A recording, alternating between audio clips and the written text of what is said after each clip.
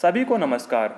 मैं जितेश कुमार जांगीड़, सहायक आचार्य चित्रकला, सर्वप्रथम आप सभी का ऑनलाइन ई क्लासरूम में हार्दिक स्वागत करता हूं।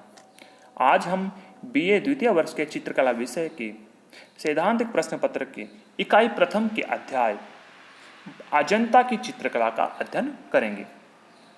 जैसा कि हमने पूर्व में अजंता की ऐतिहासिक जो पृष्ठभूमि थी उसका अध्ययन किया था, उसकी कुछ सामान्य जानकारी थी वो हमने प्राप्त की और उसके बाद हमने अजंता की गुफाओं की जो स्थिति है उसको जाना। आज हम अजंता के नामकरण के बारे में जानेंगे। अजंता का जो नामकरण है वो कैसे अजंता पड़ गया। एक प्राचीन बौद्ध ग्रंथ प्राप्त होता है। इस बौद्ध ग्रंथ का नाम है महामयूरी। इस महामयूरी नामक प्राचीन बौद्ध ग्रंथ में एक गांव का उल्लेख होता है। उस गांव का नाम है अजितंजय। और अजितंजय जो नाम का एक जो गांव है, यह जो नाम है वो धीरे धीरे अजिष्ठा के नाम से बोला जाने लगा। यानी इसका जो उच्चारण है वो धीरे धीरे अजितंजय से अजिष्ठा होने लगा और आज हिंदी भाषा में इसका जो नाम है वो अजंता नाम ही पुकारा जाने लगा। और यह गांव गुफाओं से कुछ किलोमीटर की दूरी पे, लगभग 2 किलोमीटर की दूरी पे स्थित है और फलस्वरूप इन गुफाओं को भी अजंता के नाम से ही जाना जाने लगा। इस गांव के नाम के आधार पे ही इन गुफाओं का नाम भी अजंता नाम पड़ा। तो ये तो हो गया नामकरण। अब हम जानेंगे अजंता की गुफाओं की खोज और इसके जीर्णोद्धार के बारे में। मैंने आपको पूर्व में बताया था कि जो अजंता की गुफाएं हैं वो बौद्ध भिक्षुओं की, बौद्ध कलाकारों के 800 वर्षों की, लगभग 800 वर्षों की अथक मेहनत का परिणाम रही है। और 600 ईस्वी के बाद लगभग कह सकते हैं कि लोगों का ध्यान इन गुफा चित्रों की तरफ गया ही नहीं। लगभग 1000 वर्षों तक ये जो इतना महत्वपूर्ण जो कला जगत है, जो कलाकृतियां है, वो अनभिज्ञता का शिकार बनी रही, अनभिज्ञता का घर बनी रही। किसी ने 1000 वर्षों तक इन गुफा मंदिरों को, गुफा चित्रों को देखा तक नहीं। और इसका परिणाम यह रहा कि जब बाद में इनका पता लगा तो देखा गया कि काफ़ी जो कलाकृतियाँ है वो कुछ हद तक बिगड़ चुकी थी, खराब हो चुकी थी। क्योंकि जब इतने 1000 वर्षों तक जब इनका संरक्षण या फिर इनकी तरफ ध्यान नहीं दिया गया, या फिर मौसम की मार से ये गुफाएं जो है, इनके जो चित्र है वो कुछ खराब होने लग गए थे। लेकिन बाद में 1819 में यूरोप के लोगों को सर्वप्रथम इन गुफाओं का ज्ञान हुआ और उनको यह ज्ञान मद्रास रेजिमेंट के कुछ सैनिकों से हुआ जो इस घाटी में विद्रोहियों को दबाने के लिए गए थे। आपको पता है उस टाइम पे ईस्ट इंडिया कंपनी के आधिपत्य में अपना जो भारत है वो था और वो यहाँ पे व्यापार करने आए थे। तो परिस्थितियाँ ऐसी चल रही थी। तो मद्रास रेजिमेंट के सैनिकों के माध्यम से इन गुफाओं का पता चला और उनमें से ही एक सैनिक, अब एक कहावत है इसमें कि एक सैनिक है वो शिकार करने के लिए एक लोमड़ी का पीछा करते हुए, लोमड़ी चौकी गुफाओं के अंदर जाके छुप गई थी, तो वो भी अंदर चला गया था और वो भी अजंता की गुफाओं के अंदर पहुंच गया। और पहुंचने के बाद अब वो उस लोमड़ी को भूल गया और उसने देखा कि ये जो इतने सारे जो अद्भुत चित्र हैं वो कैसे यहाँ बन गए। और जब ये जो अतुल्य जो धरोहर है उसने देखा तो इन चित्रों की जो सूचना उसने है तुरंत अपने अधिकारियों को दी। अपने जो ऊंचे अधिकारी है उनको इन चित्रों के बारे में बताया, इन गुफा मंदिरों के बारे में बताया कि यहाँ भी कुछ ऐसा चित्रों का खजाना है या फिर ऐसी जो अद्भुत कारीगरी है वो की गई है। और यह सूचना पाकर सर्वप्रथम एक अंग्रेज कंपनी के अधिकारी विलियम एरिक्सन, उसने एक लेख तैयार किया और उसे बॉम्बे लिटरेरी सोसाइटी में पढ़ा।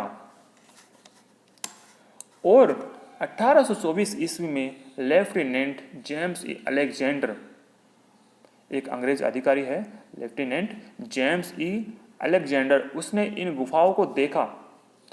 वह खुद आया, उसने देखा और रॉयल सोसाइटी लंदन को इन गुफाओं का जो विवरण है वो बना करके भेजा। लेकिन फिर भी 1843 ईस्वी तक इन गुफाओं की ओर किसी ने ध्यान ही नहीं दिया। मतलब 1819 से 1824 1843 तक सब इन गुफाओं को इग्नोर करते रहे, क्योंकि इसके बारे में विवरण भी बना करके भेजा जाने लगा। फिर भी लोग इनको है ना इग्नोर करते रहे, ध्यान नहीं दिया। और 1843 ईस्वी में जेम्स फर्ग्यूसन, इस अंग्रेज अधिकारी ने 4 वर्षों तक अजंता के चित्रों का अध्ययन किया और अध्ययन के बाद एक शोधपूर्ण एक विवरण तैयार किया और इस विवरण को royal Asiatic society of great Britain की सभा में पढ़ करके सुनाया। अजंता की गुफाओं के बारे में जो विवरण तैयार किया था वो इस सोसाइटी में पढ़ करके सुनाया। और इस कंपनी के आग्रह पर ईस्ट इंडिया कंपनी के निदेशक ने तत्कालीन जो भारत सरकार है उस भारत सरकार को अजंता भित्ति चित्रों की सुरक्षा के लिए उचित कदम उठाने के लिए आग्रह किया। अब जाकर के कुछ पता चला कि यहाँ पे गुफा मंदिर है और उनकी तरफ ध्यान देने की जरूरत है, उनकी सुरक्षा की जरूरत है। और इसके पश्चात अब क्या कदम उठाए जाते हैं या क्या किया जाता है। 1847 ईस्वी में ईस्ट इंडिया कंपनी के निवेदन पर इंग्लैंड सरकार ने एक कुशल चित्रकार मेजर रॉबर्ट गिल को अजंता के चित्रों की अनुकृतियां बनाने के लिए भारत में भेजा। और जो कि आपको पता है उस टाइम पे परिस्थितियां कुछ ऐसी थी। 1857 ईस्वी में ही 1857 क्रांति सबको याद है। उस समय विद्रोही चिनगारी भड़कते ही मेजर रॉबर्ट गिल ने अपने चित्रों की अनुकृतियां बनाने का काम है ना वो बीच में ही छोड़ दिया, अनुकृतियों को बीच में ही छोड़ दिया। और इनका जो समय है 1847 से 1857, इन 10 वर्षों के दौरान उसने लगभग 30 चित्रों का निर्माण किया था। 30 चित्रों की अनुकृतियां उसने तैयार कर दी थी और जिन्हें उसने इंग्लैंड भेज दिया। इन चित्रों को उसने इंग्लैंड भेज दिया था। और फिर अब क्या होता है, जब ये चित्र इंग्लैंड गए तो 1866 ईस्वी में ये चित्र इंग्लैंड की एक स्थान का नाम है क्रिस्टल पैलेस, वहाँ की प्रदर्शनी में ये चित्र प्रदर्शित किए गए। लेकिन इस पैलेस में आग लग जाने के कारण ये जो चित्र है, ये जो प्रदर्शनी है, जो इसमें जो चित्र लगे थे वो चित्र जल के समाप्त हो गए। अर्थात जो काम किया गया था उस चित्रकार द्वारा, मेजर रॉबर्ट गिल के द्वारा, वो प्रदर्शित तो हुआ लेकिन वो फिर जल गया। अब उसके पश्चात 1872 से 1876 ईस्वी के बीच जे स्कूल ऑफ आर्ट, मुंबई में कला का एक महत्वपूर्ण केंद्र है, कला विद्यालय है, जे स्कूल ऑफ आर्ट के नाम से जाना जाता है। उसके प्राचार्य मिस्टर जॉन ग्रिफिथ और उनके शिष्यों ने सैकड़ों सुंदर चित्र है ना, उनकी प्रतिकृतियां उसने तैयार कराई। अब इस समय पे जो है, इस समय अजंता के जो चित्र है, ये समय 1872 से 1876 का समय है। उनकी प्रतिकृतियां जो है वो तैयार करने में ये लोग लग गए थे और 77 में ये प्रतिकृतियां जो है वो तैयार हो गई थी।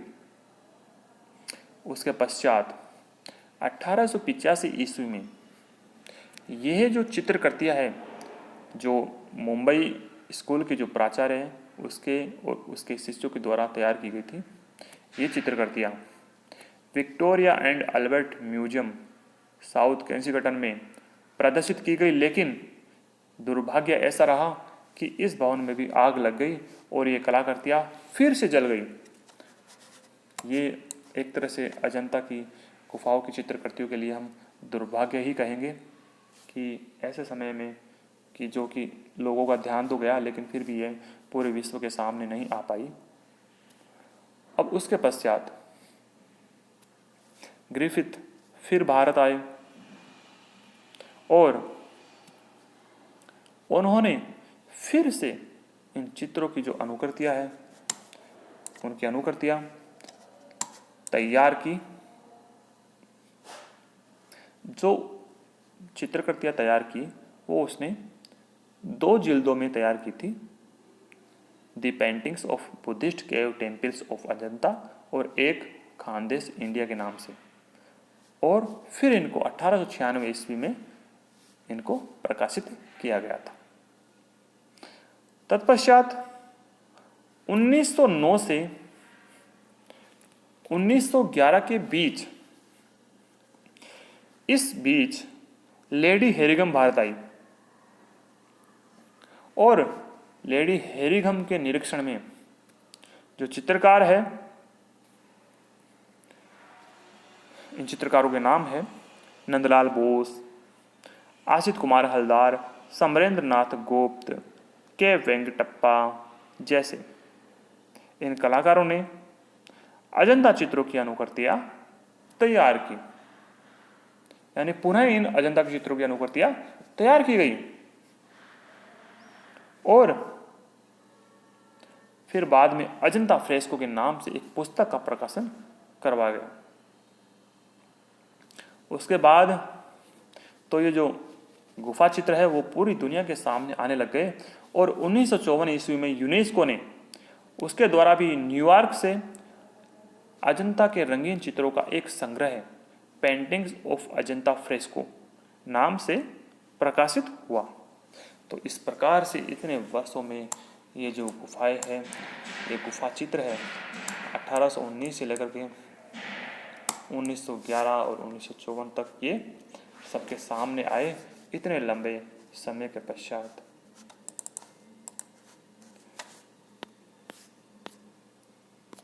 इस प्रकार से आज का अपना यह टॉपिक पूरा होता है।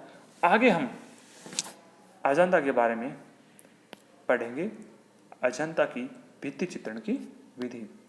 धन्यवाद।